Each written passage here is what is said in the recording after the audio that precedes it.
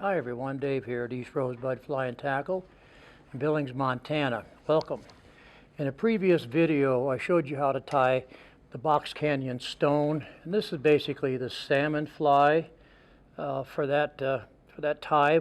Today I'm going to show you how to change materials a little bit and turn this into a golden stone. I personally like the golden stone hatch better than the Terra Narcissus. The salmon fly hatch is a blanket hatch. When it comes on hard, but it doesn't last very long in one location. Moves upstream several miles a day, and if you're not where the action is, then you're nowhere. And it can be very hard to try to plan where those salmon flies are going to hatch next. With the golden stones hatch about a week later than the salmon flies, but they last longer. They can last all summer long, so you have more opportunity to fish for these. Size-wise, they're very similar.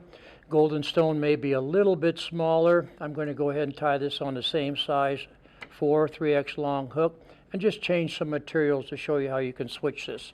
One product that I am going to use that I didn't before, this is CDL Rooster Cape. It's an amazing material. It can not only be used for streamer wings, but for hackling. You can see the length of these feathers. There's different barb lengths as you go down the cape, but this is something, or down the saddle, but this is something I really like to use on bigger flies. So we'll go ahead and tie this thing up for you. Okay, so this is the stonefly we're going to tie. Golden stone, Box Canyon variation. I'm going to start out with 20 wraps of 025 lead. Some people like to put their lead spools in a bobbin. I just like to hold it in my hand, do it this way, that way you're not having any wastage.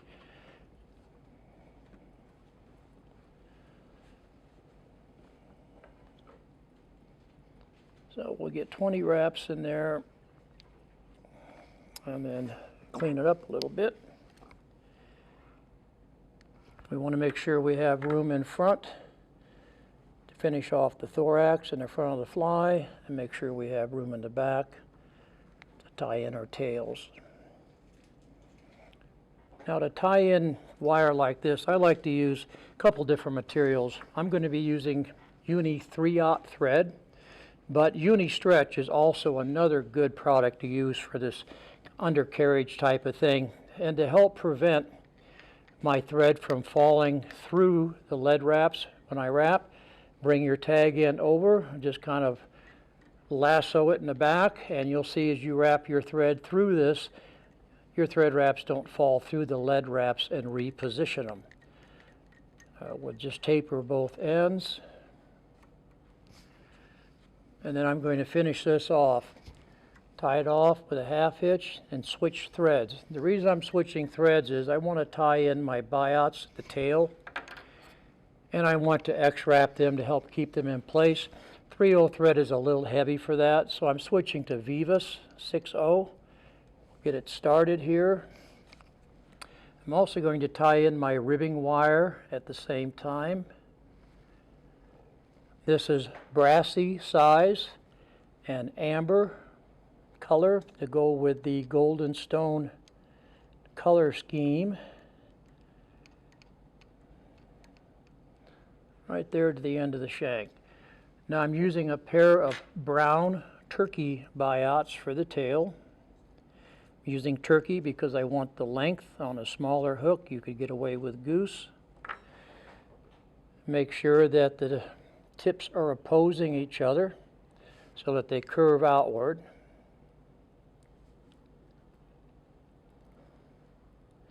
About half a hook shank in length.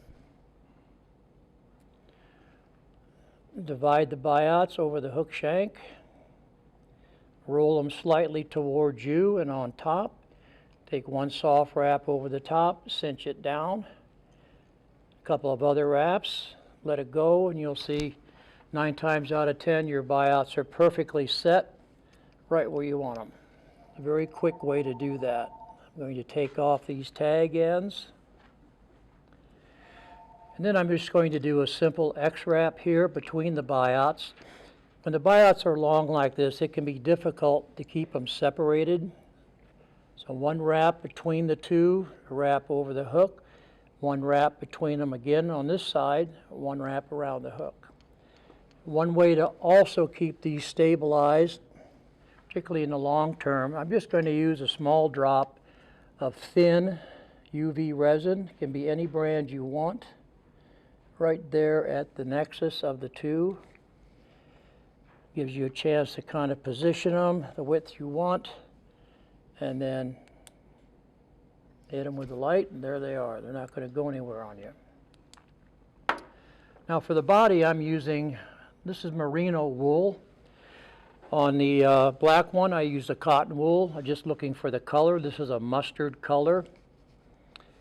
And I'm going to wrap the abdomen with this. Tie it in right here where I have this gap behind the lead. Several tight wraps. Make sure you're all the way to the butt of the tails, then come forward. And I'm going to hold this here in front of my lead wraps and go ahead and use my bobbin holder. So we're just going to wrap a nice thick body going forward. So I'm right at the end of the lead wraps.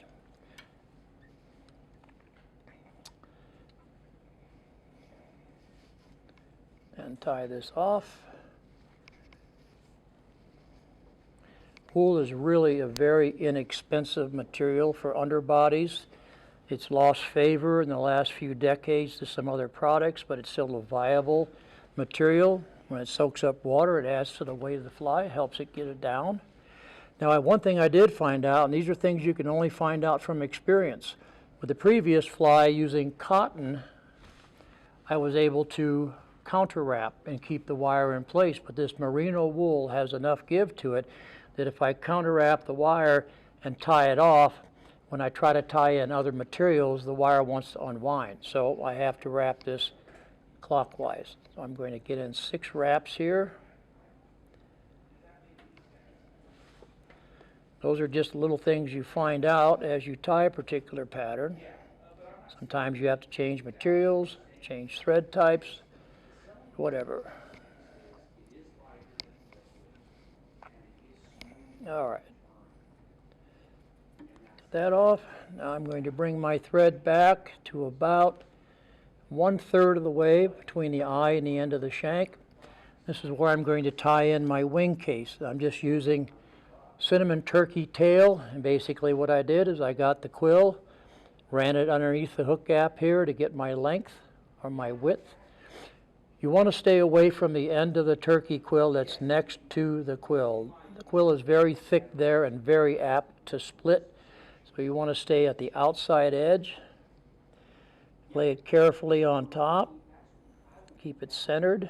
I like to use a soft wrap just to kind of encompass the hook. Pull this back a little bit, and then we're going to finish tying that down. Now you can use all kinds of different hackle for the legs on this. Any type of American hackle, cape, saddle. Like I said previously, I'm going to be using Cote de Leon Rooster saddle. Wonderful material. This is a grizzly dyed brown, so you get the speckling that I like. Tie it in here right in the front of the wing case and bring our thread forward to about an eye length short. Now, I started my thread about 2 eye lengths short. This just gives me enough room. I've simply taken a piece of this wool and split it in half, so I have 4 strands where I had 8 strands on the back. It allows me to tie in a material that won't get so bulky. Also, if you allow your thread to flatten, it's much easier to put a soft wrap or something like that and capture it. Several snug wraps here. And then we're going to wrap it back.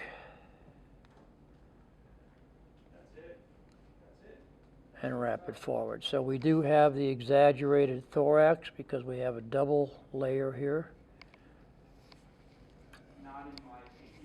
And I do like to stage tie these. I typically do the hook and the weight and tie in the tails and set that aside.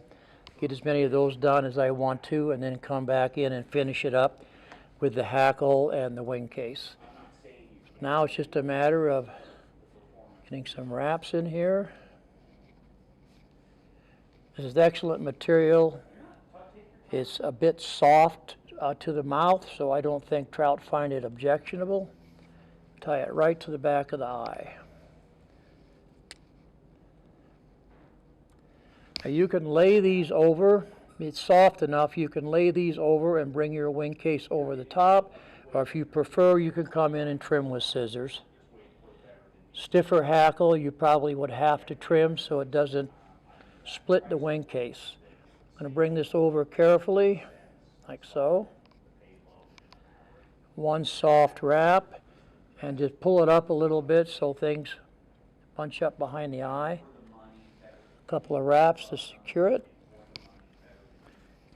And a whip finish. I like to go ahead and put in 2 whip finishes here. And then lastly, I'm going to treat the top of the wing case. There's a couple different products you can use. Dave's Flexament is a vinyl-based product traditionally used for this. I'm just going to be using some Sally Hansen's Hard as Nails. If you're married or have a girlfriend, she has this. And I'm just going to put on a good heavy coat here. That'll give it a little bit of shine, but more importantly, will help to keep this natural material intact a little bit longer. There you have it. The big stonefly, but doesn't take very much time. It's very effective. If you don't have some big golden stones in your box, wintertime is a good time to tie them up. Thanks for joining in. We'll see you next time.